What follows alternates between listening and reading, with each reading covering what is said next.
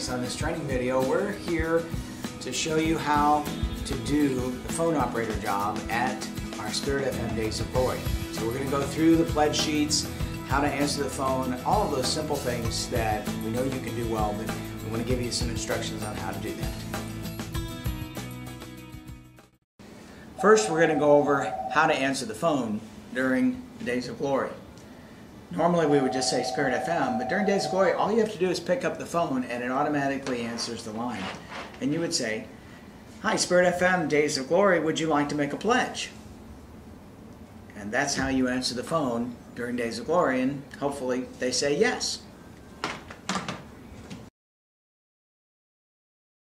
Okay, now that we've answered the phone and we've got a caller on the line who wants to make a pledge, we've got to fill out the pledge form. And we got a couple of things. Make sure you know. Use a pencil. There will be pencils provided for you there on the table. Secondly, it is important that you write legibly.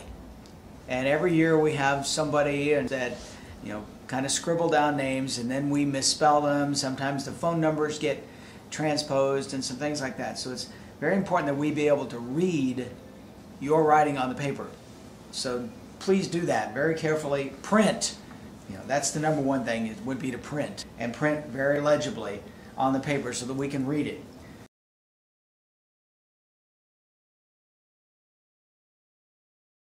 Okay, once you get the call, where do you start? You start with their name.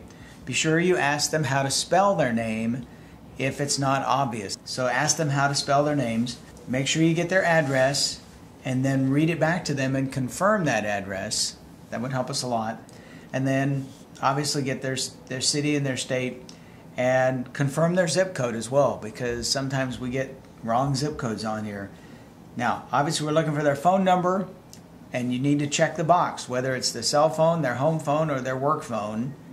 And last but not least, very important, this year for the first time we're getting email addresses on all the calls. And so the email line here across the bottom, again, this is very important that you write legibly, because email addresses are usually fairly complicated. And we'll need the exact correct spelling or the email address doesn't work. And especially if somebody wants one-step giving, we have to have their email address to sign them up for one-step giving. So it's very important that you get the email address and all that stuff. And again, very important that you write legibly. If they know their partner number, ask them. If they are already a partner, they may know that. They can get that from their mail, from their envelope that they get, or their monthly mailing. If they don't worry about it. And let me go back and reiterate something as well, because when you take the personal information, they may come up and say to you, "Oh, I'm already in your system." Well, they may be and they may not be. It's good to just say, "Well, can I just go ahead and get the info just to make sure?" And that way, because there have been many times when people say they're already in our system and they're not. Okay, now that we've recorded all of their personal information, we need to start with their pledge. How much is their pledge? Well, it would depend on what they're giving toward. We have different categories. Obviously, if they give to the budget and it's $10 a month, you would write $10 a month in there. If they're giving to the 5-Star Fund and it's a one-time gift, and say it's $100, you'd put $100 in there. We also have some categories where they can give to the budget. Say this person gives $10 a month, but they want to give it all at once. They just want to give $120 for the whole year, and that's $10 a month. You put that in the budget annual category. We also have a new program we instituted last May called Dedicated Day. And for $300, they can dedicate half a day in memory of a loved one or in honor of an event. Or for $600, they can dedicate a whole day. So that's something that you would put in there. It would either be $300 or $600. We have a couple other ways that they can give, and that's to our missions offering. We will take a missions offering on Wednesday, and that will go in this box. And last but not least, if they do specify for the Pulse channel, you would put that in there. If they specify it's for the Pulse channel. Of course, there's a little box up here. Don't miss this. If it's a new pledge, or a renewal, you ask them that at the beginning. Is this a new or a renewal? And you would check that off. There is something that is very complicated, and we're going to try to go through this very clearly so you understand how this works. If someone calls in and says, I want to increase my pledge, there is an important procedure you follow when that happens. If somebody says, I want to increase my pledge, you ask them, have you made a pledge during this share-a-thon? If they have not, then they're not increasing their pledge for this share-a-thon. You go back and put in the entire amount of their whole pledge, either in the budget category or in the monthly budget. If they have made a pledge already, then you ask them, how much did you promise before? How much was your pledge before? And you write that in. Say they pledged $10 a month and they want to give $20 now. So you put in, how much do you want to give now? $20 a month. The difference is $10. That's what goes on this particular pledge when they call in and say, I want to increase my pledge. You would put this $10 in this $10 monthly box right here.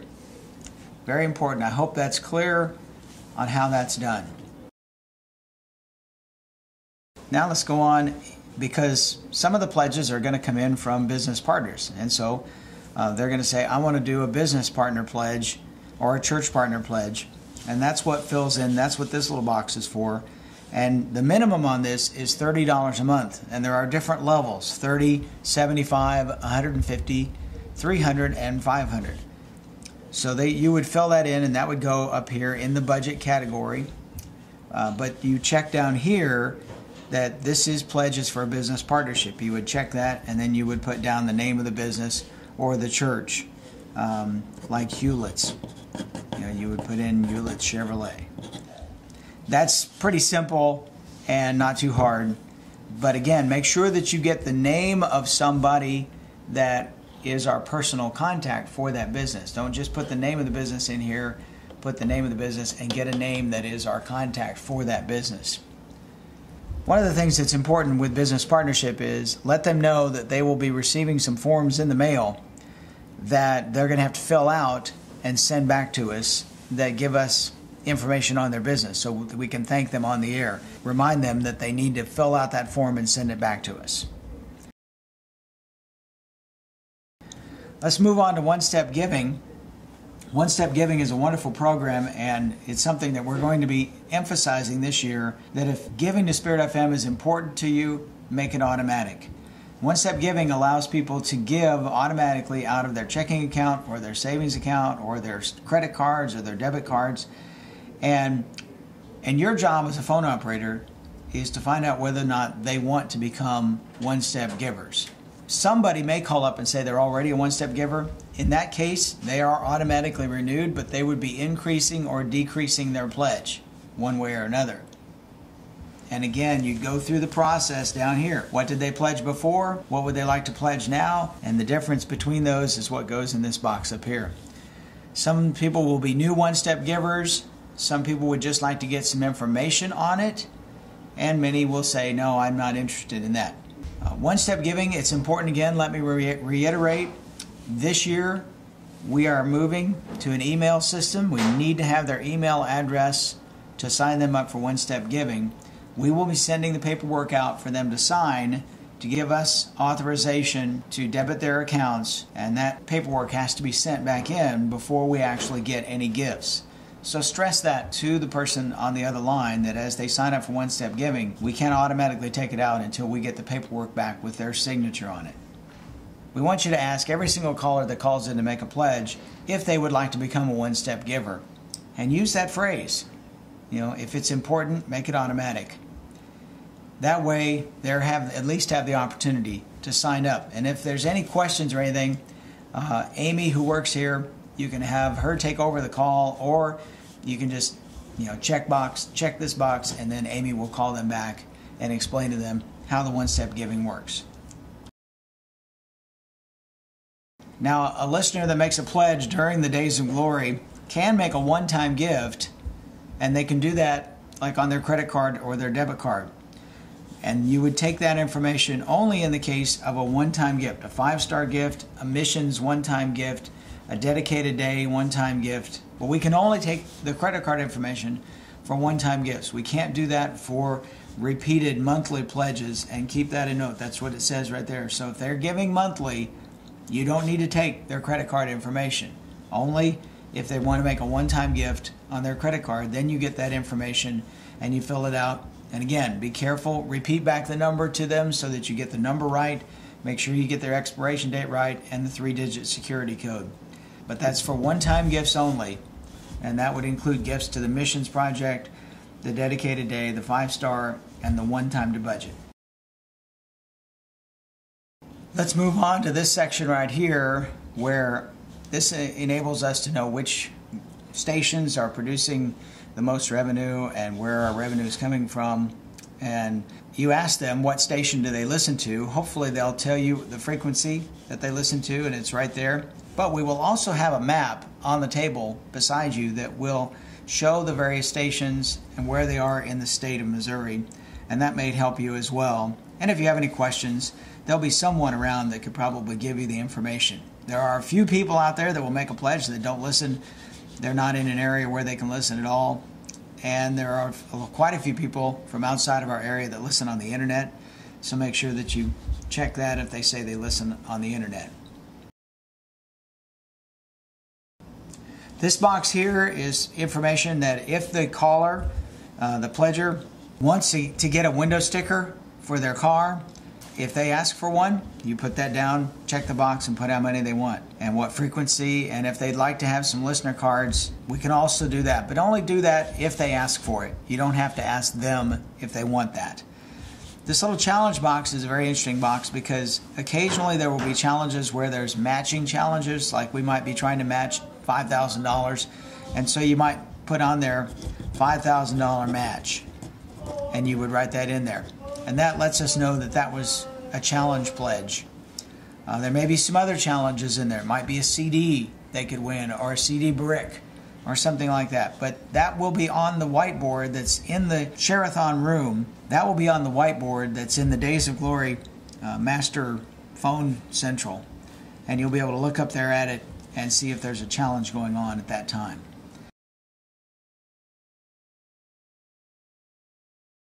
I mentioned earlier, dedicated day. If they're going to dedicate a whole day, is $600.